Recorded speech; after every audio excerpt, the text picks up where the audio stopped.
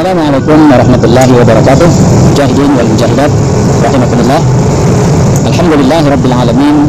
Wassalatu wassalamu ala sayyidil mursalin wa ala alihi wa sahbihi ajma'in. Amma ba'du, puji syukur kita panjatkan pada Allah Subhanahu wa taala. Salawat dan salam kepada junjungan kita Nabi Muhammad sallallahu alaihi wasallam, pada keluarga, para sahabat, pada pengikut beliau di akhir zaman. Yang kita adalah sunnah muakkadah yang sangat ditekankan pada bulan Ramadan. Salah satu amaliyah yang sangat ditekankan yang bersifat sunnah adalah i'tikaf. Syaratnya hanya dua, yaitu berniat sengaja aku beriktikaf di masjid ini karena Allah Ta'ala. Nawaitul i'tikaf di hadzal masjid lillahi ta'ala. Yang kedua, al-lubsu, berdiam fil masjid, di dalam masjid. Maka hendaklah berdiam dan tidak boleh keluar kecuali ada hajat-hajat yang bersifat manusiawi seperti buang air, minum, makan. Nah, kalau itu dibolehkan. Ataupun adanya uzur-uzur lain seperti haid, nifas yang tidak mungkin dia menetap di dalam masjid, maka dia boleh keluar, namun batallah i'tikaf. Secara bahasa, i'tikaf artinya al-habsu wal mulazamatu wal iqamatu 'ala syai'. Al-habsu artinya terpenjara, tersandra. Makanya orang yang beriktikaf dia di dalam sandranya Allah. Nah, ketika orang disandra, maka dia tidak bisa berbuat sekehendak hati. Bagaimana kita disandra? Nah, begitulah i'tikaf. Karena secara bahasa i'tikaf itu tersandra. Secara syariat, al-iqamah fil masjid, berdiam diri atau bertempat tinggal di dalam masjid, biniyatin makhsusah, dengan niat khusus.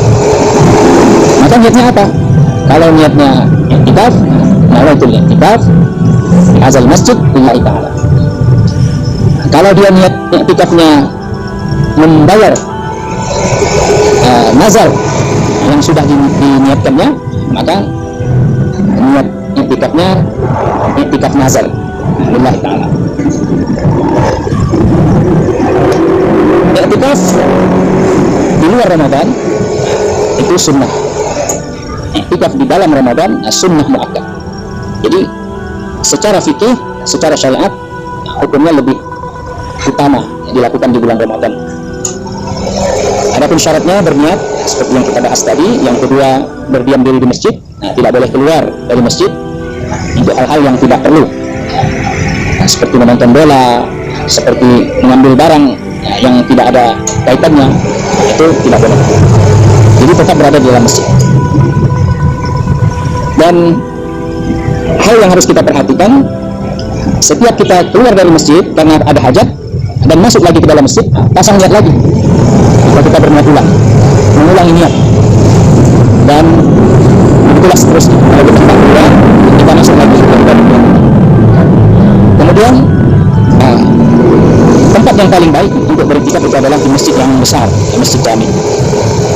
Tapi boleh juga di masjid yang kecil, asalkan itu adalah tempat dilaksanakannya salat Jumat, bukan musalla.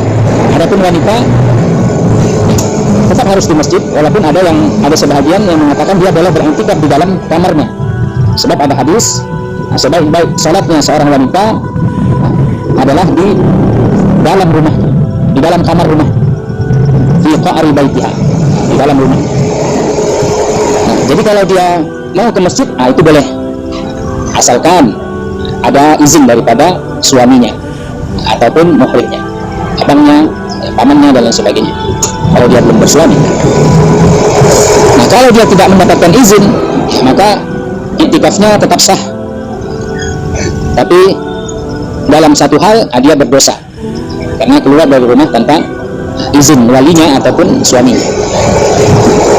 Kemudian rukun daripada i'tikaf adalah berada di masjid, sebagaimana Al-Baqarah 187, wala tubashiruhunna, janganlah engkau mencumbu wanita-wanita kamu, wa antum aakifuna fil masajid, sedangkan kamu beriktikaf di dalam masjid. Maka berdasarkan ayat tersebut, iktikaf berada di masjid.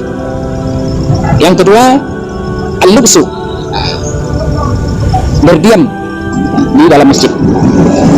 Walau lahzatan, walaupun hanya ya sebentar. Sebentar itu ya sekedar melaksanakan sholat sunnah misalnya, atau berzikir ya 10 kali misalnya. Nah itu juga sudah terhitung sebagai i'tikaf.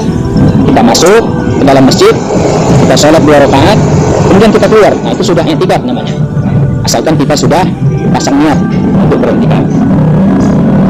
Yang ketiga, rukun dari i'tikaf itu niat. Tadi sudah kita bahas. Dan yang keempat adalah al-mu'takif, ya adanya orang yang beriktikaf, ada orangnya. Dan orangnya itu haruslah Islam, harus berakal, ya, harus bersih daripada darah haid dan nifas maupun dari junub, tidak dalam keadaan harus mandi wajib. Dan adab-adab dalam beriktikaf menyibukkan diri dengan ketaatan kepada Allah. Nah, boleh sholat sunnah, boleh zikir, boleh istighfar, ya, memperbanyak istighfar, memperbanyak sholat-sholat sunnah, ya, memperbanyak bacaan-bacaan Al-Quran, ya, mengkhatamkan Al-Quran, dan lain sebagainya. Jadi istighfar lebih sibuk dengan amalan-amalan ketaatan kepada Allah. Kemudian adab dari i'tikaf itu berpuasa. Nah, jadi siang harinya dia sudah berpuasa. Nah, itu adabnya. Jadi kalau dia tidak berpuasa siang harinya, maka kalau dia beriktikaf juga, itu namanya kurang adab. Dan yang terakhir, al-bu'du 'anil fahsyi fil kalam. Nah, menjauhkan diri dari kata-kata yang kotor, kata-kata yang tidak baik. Nah, itu adab dalam beriktikaf. Sedangkan yang membatalkan i'tikaf apabila keluar dari masjid. Keluar dari masjid tanpa ada alasan yang syar'i, alasan yang manusiawi, maka batal i'tikafnya. Kemudian yang kedua yang membatalkan i'tikaf adalah adanya haid atau nifas. Kebetulan datang haidnya atau nifas, atau keluar darah nifasnya. Dan yang ketiga, hilang akal, baik karena pingsan, gila, ataupun hilang ingatan. Dan yang keempat itu adalah berhubungan suami istri, itu juga membatalkan i'tikaf.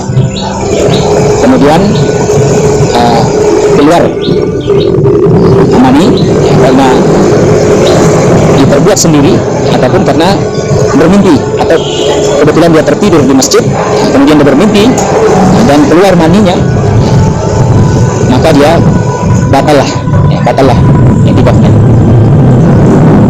Dan bagi orang yang bernazar, wajib untuk menunaikan nazarnya untuk beriktikaf. Kalau dia bernazar mengerjakannya di kota suci Mekah ataupun Madinah, maka dia wajib mengerjakannya di Mekah dan Madinah. Tidak boleh mengerjakannya di masjid yang umumnya, yang biasa. Kemudian kalau suaminya meninggal, ada seorang istri yang hendak beriktikaf, maka hendaklah dia iktikaf di dalam rumahnya saja. Apabila dia tidak punya nazar untuk beriktikaf, ataupun boleh di tempat mana yang dia suka, tapi tidak diharuskan di masjid. Kemudian apabila seseorang bermimpi junub ketika dalam i'tikaf dia boleh keluar dari masjid, dia mandi wajib, lalu mengulangi lagi i'tikafnya. Itu juga boleh, dan memasang niat i'tikaf yang baru. Tapi kalau dia sakit, maka tidak boleh untuk mengulangi i'tikafnya sampai dia sembuh dari penyakitnya. Dan apabila orang beriktikaf tiba-tiba datang jenazah, maka dia boleh memutus i'tikafnya untuk mengikuti proses salat jenazah. Tapi kalau dia ikut keluar mengantar jenazah, maka batal i'tikafnya. Jadi sehingga kalau dia kembali lagi ke masjid, dia harus memasang niat yang baru. Ataupun kalau dia keluar dari masjid karena adanya takut, misalnya ada gangguan binatang buas atau gangguan orang jahat, maka i'tikafnya tetap sah dan dia tidak dihitung membatalkan i'tikaf. Mujahidin dan mujahidat, mungkin ini yang dapat kita sampaikan mengenai i'tikaf. Semoga dapat menjadi tambahan amal ibadah Ramadan kita untuk menyempurnakan ibadah kita di bulan Ramadan tahun ini agar lebih sempurna dari bulan-bulan, dari tahun-tahun Ramadan yang lalu. Mudah-mudahan ada manfaatnya. Lebih kurang mohon maaf. Subhanakallahumma wa bihamdika asyhadu an la ilaha illa anta astaghfiruka wa atubu ilaik. Wabillahi taufiq wal hidayah. Wassalamualaikum warahmatullahi wabarakatuh.